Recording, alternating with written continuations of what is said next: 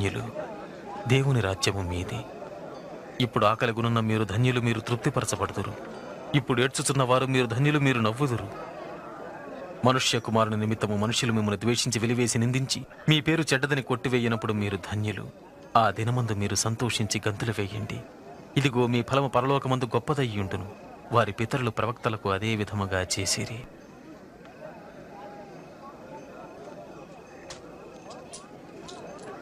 పదహారు, 17, 18, 19, 20 ఇంతే నా దగ్గరుంది.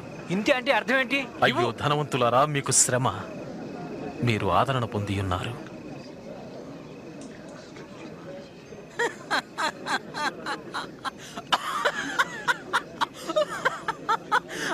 అతను ధనికుడి కావాలి లేదు, వట్టి పిచ్చి వాళ్ళ ఉన్నాడు. అయ్యో ఇప్పుడు నవ్వుచున్న వారలారా, మీకు శ్రమ.